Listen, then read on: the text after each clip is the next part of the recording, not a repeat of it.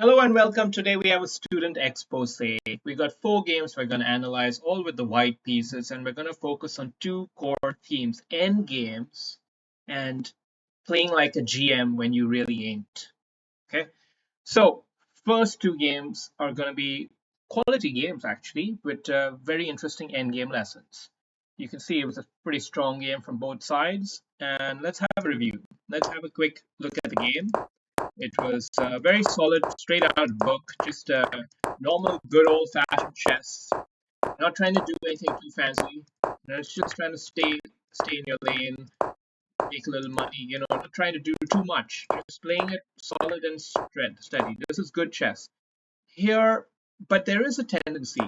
You do have a tendency towards anxious moves, and that's a key theme that we focus on. Anxiety in the end game is very common. As you get towards the end stages, you just want it to end. You just want it to end, and the pressure starts to build. Like right here, this is a somewhat anxious move. Actually, it's not really doing anything. You see, and it's like you don't know what else to do. One idea could have been to move this pawn up, but I understand the hesitation. But the other idea, of course, Rook here.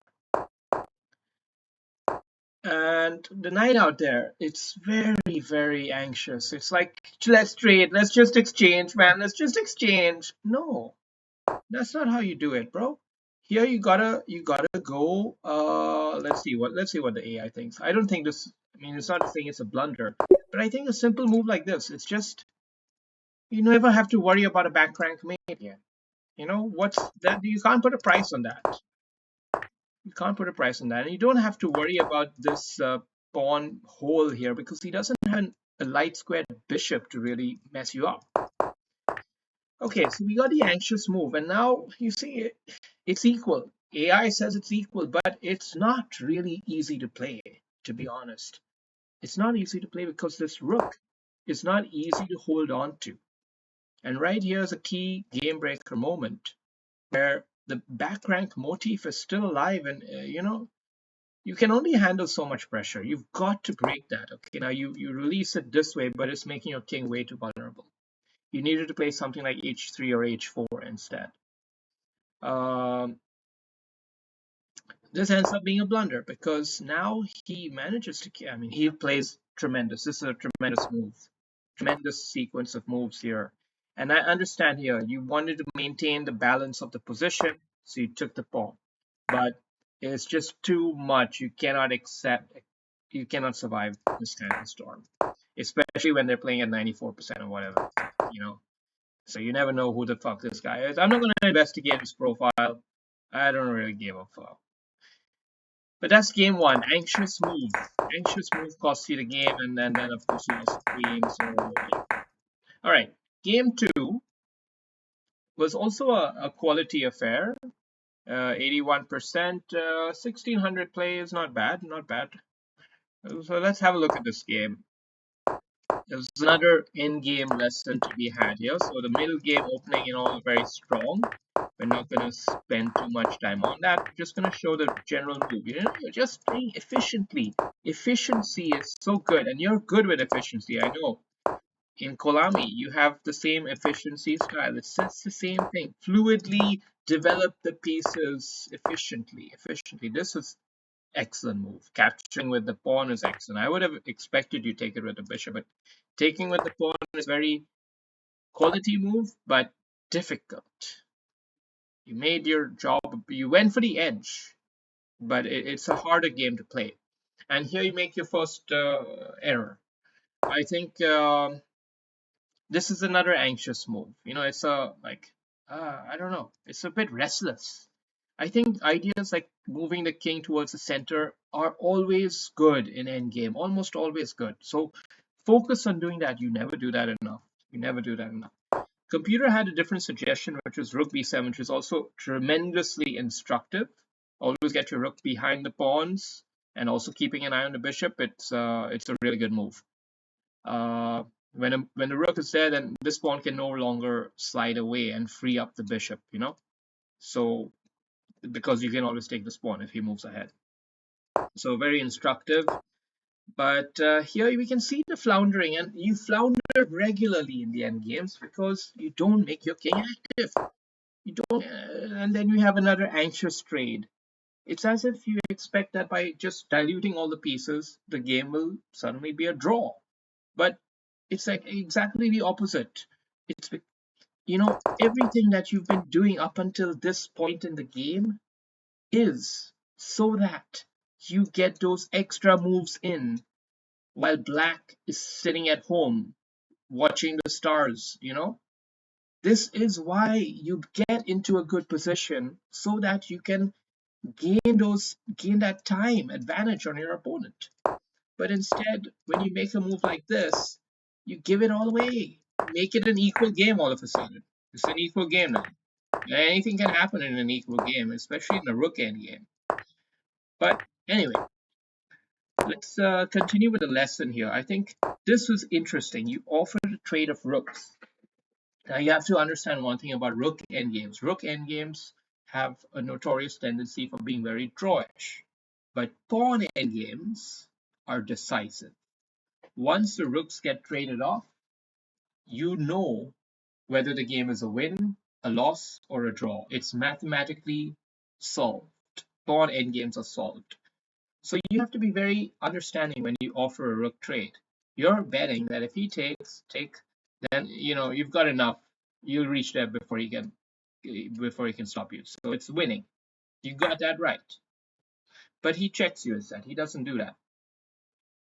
So now this is a blunder.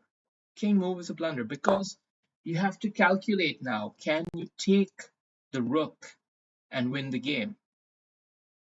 That's what you got to calculate. Now let's see what the AI says.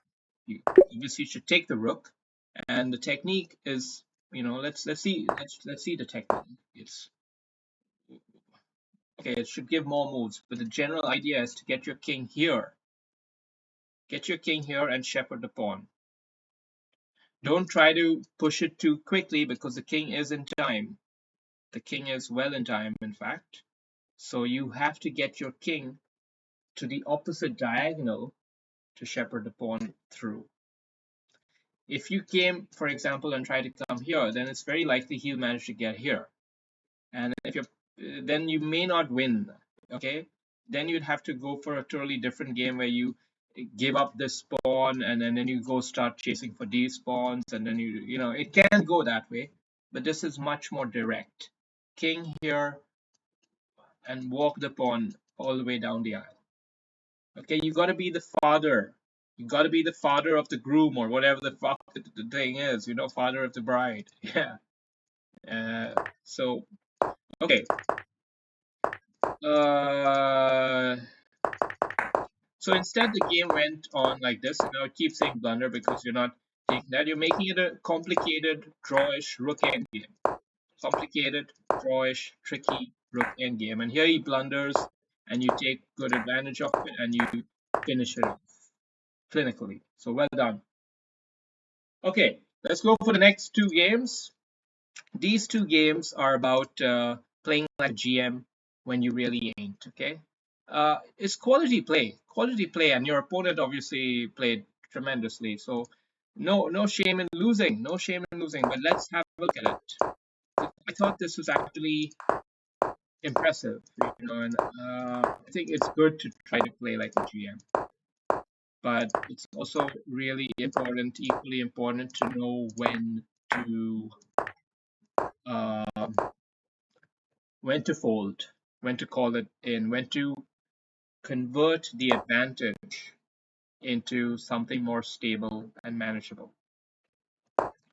Okay, Queen D2 here is definitely a weird looking move, but there was an ulterior plan, as we will end up seeing, because Bishop C2 and Queen D3. So he had this plan all along, and he executed on it. Okay, and it coaxed a kind of weakening move from the opponent.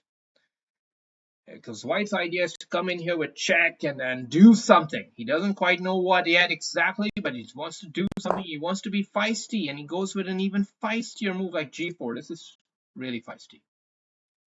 But Black plays defensively. He plays a defensive protective move, trying to hold it all together. It's a good, solid move from black. Now you got to understand the Nash equilibrium, and you got to know when you are about to violate the Nash equilibrium.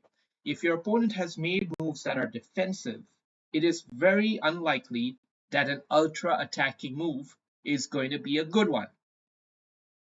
And there we have the knight h4 blunder, the typical trademark move of every wannabe GM.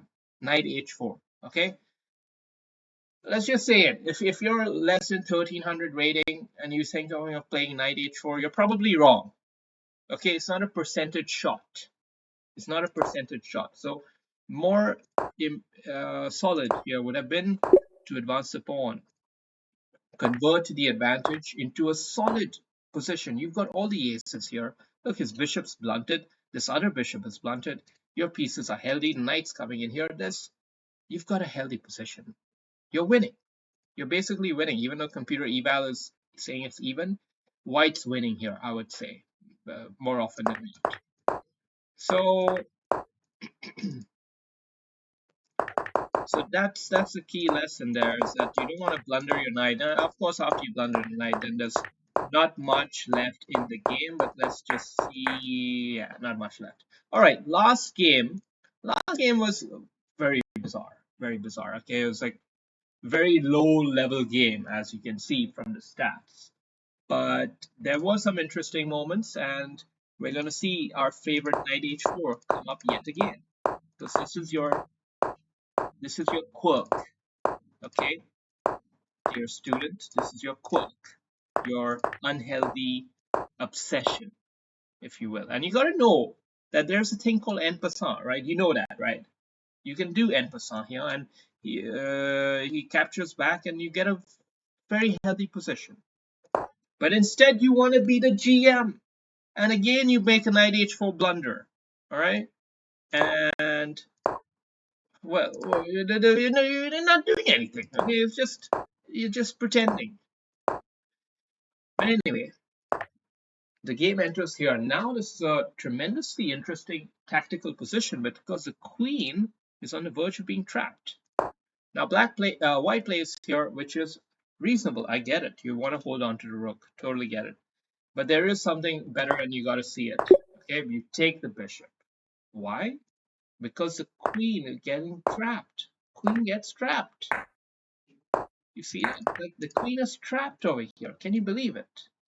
Okay, queen can come up here, but no, there's bishop check. So it's trapped. It's a tremendous position.